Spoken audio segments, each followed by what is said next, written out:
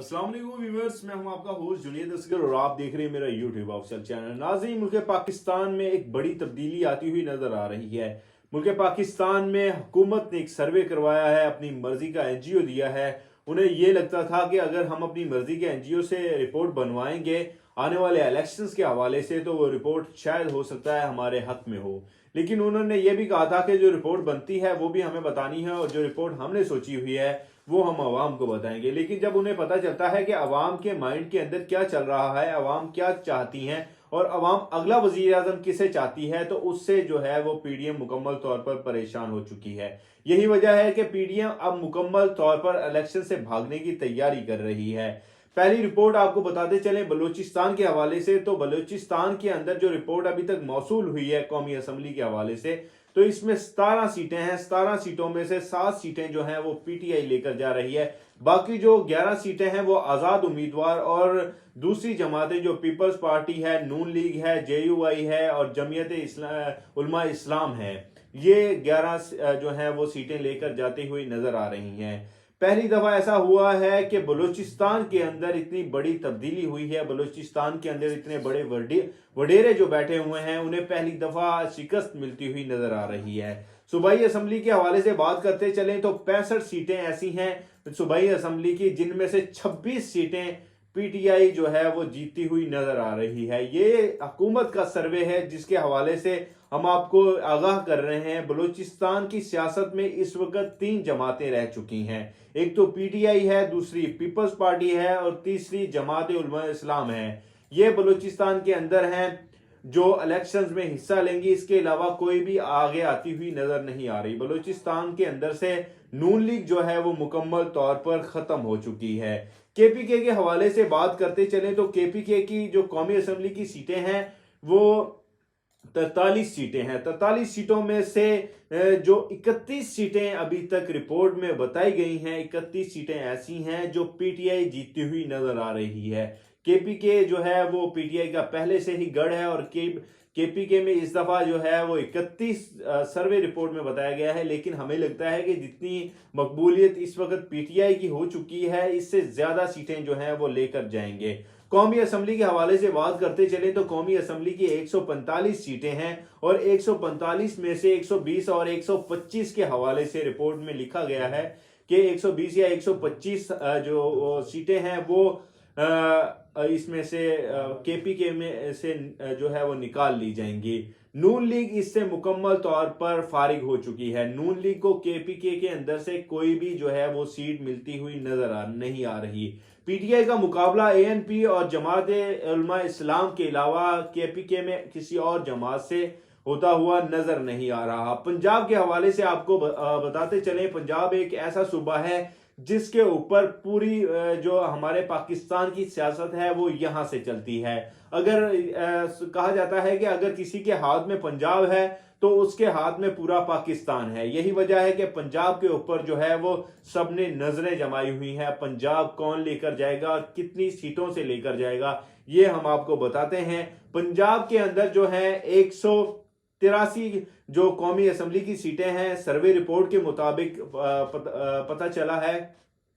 और ये survey report जो है वो हुकूमत का एनजीओ जो उन्होंने बनाया था उसकी रिपोर्ट है। ये किसी आम शहरी की रिपोर्ट नहीं है और ना ही किसी अपोजिशन की जमात ने एनजीओ बनाया उसकी रिपोर्ट है। ये हुकूमत ने एक एनजीओ बनाया उसकी रिपोर्ट है। और उसकी रिपोर्ट आपको बताते चलें कि 183 सीटों में से कौमी असम्बली की सीटें 102 सीटें जो हैं वो पीटीआई लेकर जाती हुई नजर आ रही है, जिससे नून लीग शदीद परेशान है। क्योंकि नून लीग को पंजाब का किसी दौर में गढ़ कहा जाता था, क्योंकि इन्हें पता था कि नून लीग का अगर हम कोई भी अननोन फर्द अगर खड़ा कर देते हैं तो वो भी बिना मुकाबला जो है वो जीतता हुआ नजर आता था। लेकिन इस वक्त जो है वो मुकम्मल तौर पर सब कुछ तब्दील हो चुका है। इसके साथ आपको एक और बड़ी खबर ये देते चले जो सर्वे रिपोर्ट में मिली है। इस दफा 40 से 50 के दरमियान जो है वो काफ लीग सीटें लेकर जाती हुई नजर आ रही है। ये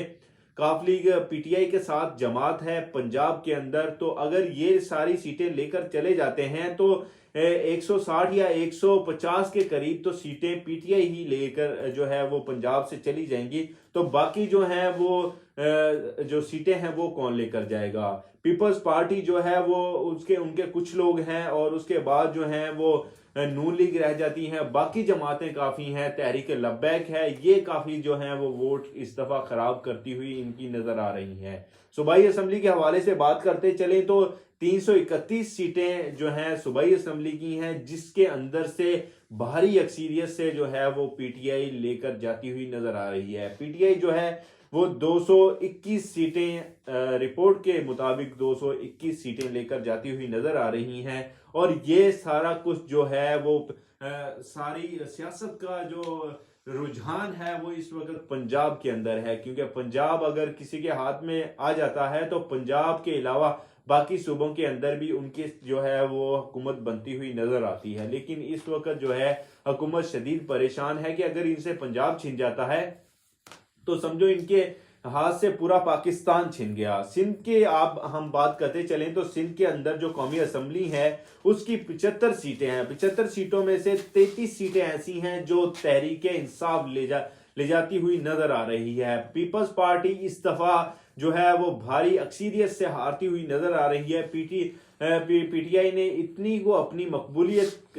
जो है वो बना ली है।